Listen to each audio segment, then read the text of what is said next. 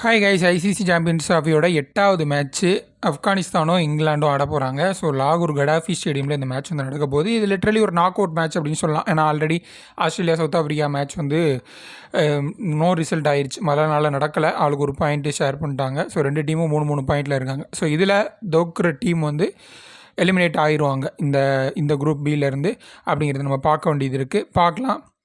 இந்த மேட்ச்க்கான full analysis இந்த வீடியோவில் நம்ம பார்க்கலாம். ஃபஸ்ட்டு இந்த ஸ்டேடியம், இந்த பிச்சு ரிப்போர்ட் வந்து நம்ம பார்த்துடலாம். இந்த பிச்சு ஒரு மேட்ச் நடந்திருக்கு இந்த டோர்னமெண்ட்டில் இது வரைக்கும்.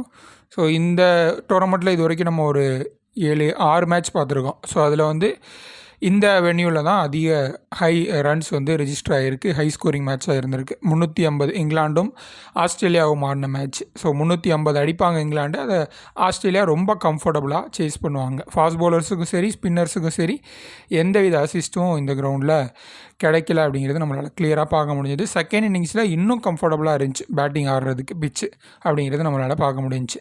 ஸோ இந்த மேட்ச் ஹை ஸ்கோரிங் மேட்சாக இருக்கிறதுக்கான பாசிபிலிட்டி இருக்குது. பட் 2 டீம், ஒரு ஸ்ட்ராங்கான டீம், ஒரு வீக்கான டீம் அப்படிங்கிறது எதில் மென்ஷன் பண்ணேன்னா பேட்டிங் ஆர்டரில். ஸோ அப்படிங்கிற மாதிரி பார்க்கலாம்.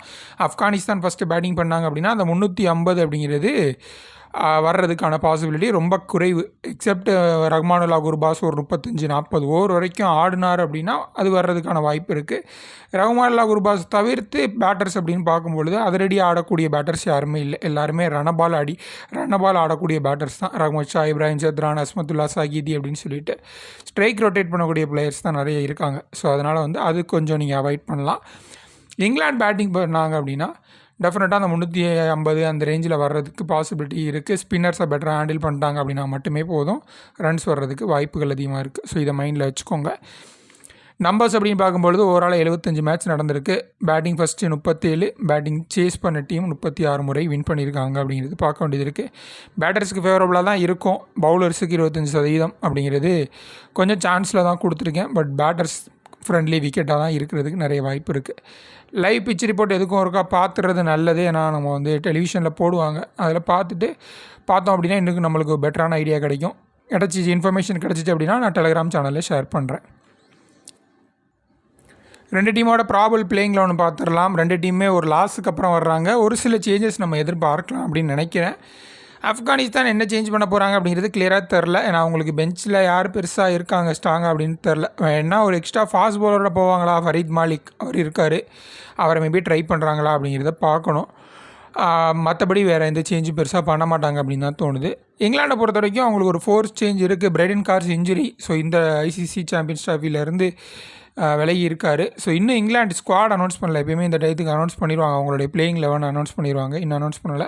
ஸோ அவருக்கு ரீப்ளேஸ்மெண்ட்டாக ரிகான் அகமது உள்ளே வந்திருக்காரு. பட் அவர் இங்கே இன்னும் ஜாயின் பண்ணல ஸ்குவாடில் அப்படின்னு நினைக்கிறேன். So Jamie Overton, Gus Atkinson, Saqib Mahmood 3 பேர் தான் ஆப்ஷன்ஸ் இருக்குது அவங்களுக்கு. ஸோ ஜேமி ஓவர்டன் ஆடுவாங்க அப்படின்னு நினைக்கிறேன். ஏன்னா அவங்க பேட்டிங்க்கு நிறைய இம்பார்ட்டன்ஸ் கொடுக்குறாங்க. அதனால் ஒரு ஆல்ரவுண்டர் பவுலர் எடுத்துகிட்டு போகிறதுக்கு வாய்ப்பு இருக்குது அப்படின்னு நினைக்கிறேன். பார்க்கலாம் யாரை வச்சு ஆட போகிறாங்க அப்படின்னு, அது கிளியராக தெரில. ஆப்கானிஸ்தான் பொறுத்த வரைக்கும் குர்பாஸ், இப்ராஹிம் சத்ரான் ஓப்பன் பண்ணுவாங்க. சதிக்குல்லா அட்டல், ஸோ இவர் வந்து ஒரு யங்ஸ்டரு, இந்த எமர்ஜிங் அந்த T20 அப்படின்னு நினைக்கிறேன், சாரி அண்டர் 90 T20 நினைக்கிறேன். ஒரு இதெல்லாம் சூப்பராக ஆடுவார். அண்ட் ரீசெண்டாக இப்போ SA T20 IL T20 நினைக்கிறேன், அதில் வந்து ஒரு நல்ல பர்ஃபார்மன்ஸ் கொடுத்தா. ஓரளவுக்கு நல்ல டேலண்டட் யங்ஸ்டர், பட் எக்ஸ்பீரியன்ஸ் கொஞ்சம் கம்மியாக இருக்குது. போன மேட்ச் ஒரு நல்ல ஸ்டார்ட் கொடுத்துருந்தாரு. இவரை நீங்கள் கட்டாயம் உங்கள் டீமில் ட்ரை பண்ணி பார்க்கலாம். ரஹ்மத் ஷா, அஸ்மத்துல்லா சாகிதிலாம் இந்த ஃபார்மெட்டில் ப்ரூவ் பண்ண பிளேயரு. குறிப்பாக ரஹ்மத் ஷா போன மேட்சே நீங்கள் பார்த்துருப்பீங்க. அந்த ரன்னை பால் அடிக்கக்கூடிய டேலண்ட் எப்போவுமே இருக்குது அவருக்கு. ஸோ நம்பி எடுத்துகிட்டு போனால் விக்கெட்டில் ஒரு வேல்யூ போடுவார். அவர் விக்கெட்டை சும்மா ஈஸியாலாம் லூஸ் பண்ண மாட்டார். மினிமம் ரன்ஸ் அடித்து கொடுக்கக்கூடிய பேட்டரு. மிடில் ஆர்டர் பேட்டர் மேலே நீங்கள் ஃபோக்கஸ் பண்ணிங்கன்னா ட்ரை பண்ணி பாருங்கள். அஸ்மதுல்லா உமர்சாய், குல்புதீன் நைபெல்லாம் லாஸ்ட் மேட்ச் எதிர்பார்த்தோட கொஞ்சம் அதிகம் ஓவர் போட்டாங்க. குல்புதீன் நைபெல்லாம் இப்போயும் பெரும்பாலும் அவ்வளோ ஓவர் போட மாட்டார். பட் போன மேட்ச் கொஞ்சம் பவுலர்ஸ் அடி வாங்க ஆரம்பித்ததுனால, குறிப்பாக ஃபசலுக் ஃபருகியெல்லாம் அந்தளவுக்கு எஃபெக்டிவாக இல்லாதனால குல்புதீன் நைபு கொஞ்சம் நிறையவே ஓவர் போட்டிருந்தார்.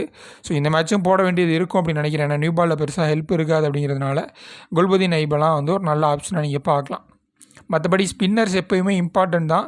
பெருசாக டர்ன் கிடச்சிச்சு அப்படின்னா கொஞ்சம் விக்கெட் எடுப்பாங்க அப்படிங்கிறது பார்க்கலாம். ஏன்னா ரீசெண்ட் டைமில் இங்கிலாந்து பேட்டர்ஸும் ஸ்பின்னருக்கு அகேன்ஸ்டாக எப்படி ஆடிருக்காங்க அப்படிங்கிறது நமக்கு கிளியராக தெரியும். ஸோ அதை வச்சு நீங்கள் பார்த்துக்கோங்க.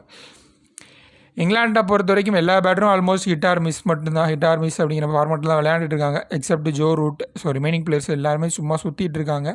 ஹாரி ப்ரூக்கு ரொம்ப ஃபார்மில் இருந்தார், நல்ல ஒரு ஃபார்மில் இருந்தார். பட் ரீசெண்ட் டைமில் கொஞ்சம் சுமாராக ஆடிட்டுருக்காரு. ஸோ அது என்ன அப்படிங்கிறது தெரில.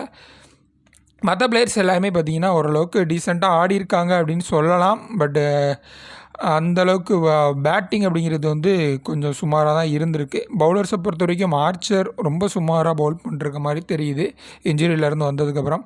அவங்களுக்கு ஒரே ஒரு ப்ளஸ் அப்படின்னு பார்த்தீங்கன்னா ஆதில் ரஷீதை சொல்லலாம். ஸோ அவர் வந்து கன்சிஸ்டண்ட்டாக பவுல் நல்லா பண்ணிகிட்ருக்காரு. ஸோ ரிமைனிங் பவுலர்ஸ் எல்லாமே கொஞ்சம் சுமாராக தான் பெர்ஃபார்ம் பண்ணிருக்காங்க. பட் ஆர்ச்சர் அண்ட் மார்க் குட்டோட எக்ஸ்ட்ரா ஃபேஸ் ஆப்கானிஸ்தான் பேட்டருக்கு கொஞ்சம் பிரச்சனைகள் ஏற்படுத்தலாம். மற்றபடி வேறு எந்த வித பெருசாக சேஞ்சஸும் இருக்காது. அண்ட் 4 ஃபாஸ்ட் பவுலர்ஸோட 4 மெயின் பவுலர்ஸோட ஆடுறதுனால லிவிங்ஸ்டன் அந்த ரிமைனிங் ஓவர்ஸை நிறைய போட வேண்டிய வாய்ப்புகள் இருக்கும். ஸோ அதனால் அந்த ஆல்ரவுண்டர் கேட்டகரியில் லிவிங்ஸ்டனை கன்சிடர் பண்ணுங்கள். ஜோ ரூட்டும் தேவைப்பட்டால் 1-2 ஓவர் போடுவார். போன மேட்ச் ஜேமி ஸ்மித்தை விக்கெட் கீப்பர் ஆட வச்சாங்க, ப்ளஸ் ஜோ ரூட்டுக்கு மேலே 1 டவுனில் அனுப்பியிருந்தாங்க. அது கிளிக் ஆகலை. ஸோ இந்த மேட்ச்சை ஃபாலோ பண்ணுவாங்களா அப்படிங்கிறதுல நான் இந்த வீடியோ போட்டுக்கிட்டு இருக்க இந்த டயத்தில் அவங்களுடைய பிளேயிங் 11 இன்னும் வரல. ஸோ வந்தால் தான் தெரியும் ஜேமி ஸ்மித் லைனப்பில் இருக்காரா இல்லையா அப்படிங்கிறதே. ஸோ நான் போன மேட்சோட லைனப் வச்சு சொல்லிகிட்டு இருக்கேன். பிரைடன் கார்ஸ் மட்டும் இன்ஜுரி, அவர் அவைலபிளாக இல்லை அப்படிங்கிற அப்டேட் மட்டும் கொடுத்துருக்காங்க. அதை வச்சு நான் வீடியோ மேக் பண்ணிகிட்ருக்கேன்.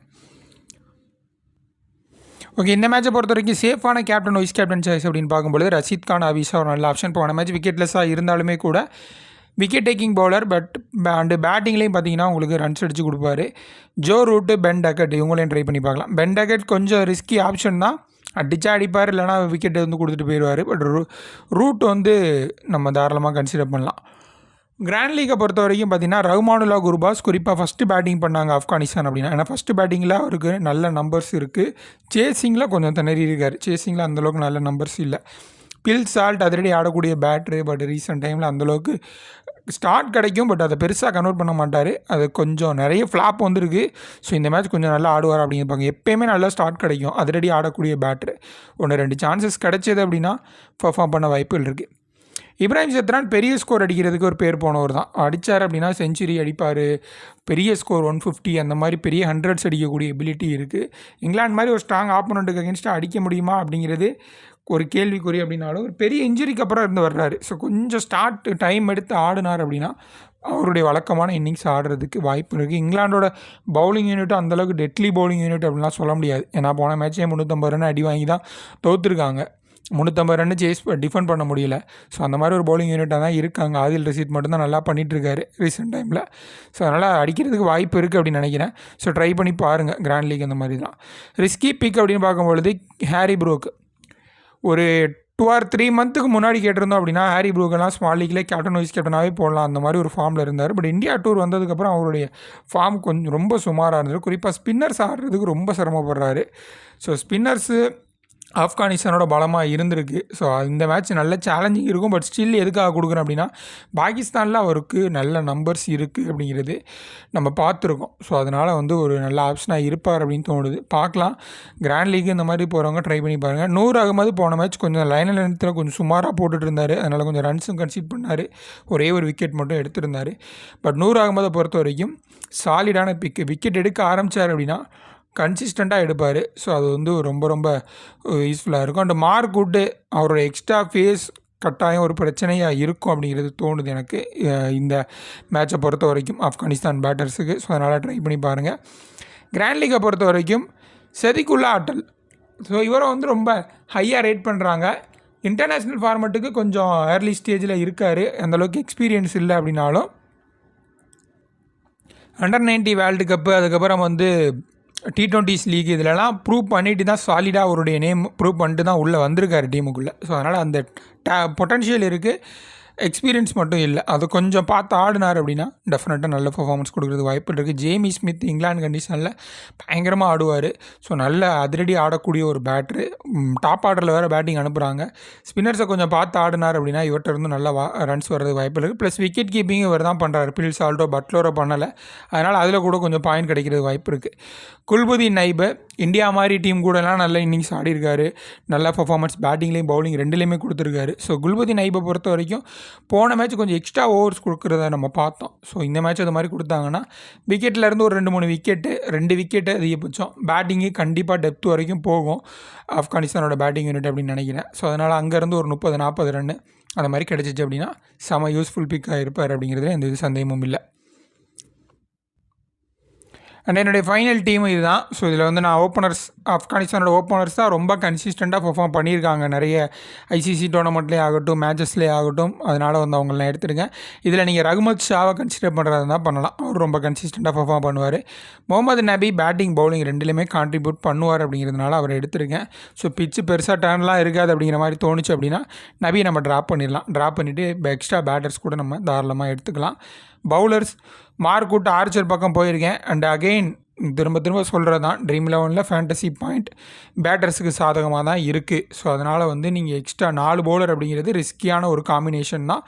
நீங்கள் இது நான் மித்த ஆப்லேயும் போடுறதுனால நான் உங்களுக்கு இதை சொல்கிறேன். ஒரு வேளை வந்து நீங்கள் வந்து எல்லாமே கான்டெஸ்ட்டும் இங்கே ட்ரீம் 11 விளாட்றீங்க அப்படின்னா மார்க்வுட்டு, ஜோஃப்ரா ஆர்ச்சரு, முகமது நபி இவங்களெல்லாம் ட்ராப் பண்ணிவிட்டு பேட்டர்ஸை கொத்த அள்ளி உள்ளே வச்சுக்கோங்க. ஸோ அதுதான் கிளிக் ஆகும்.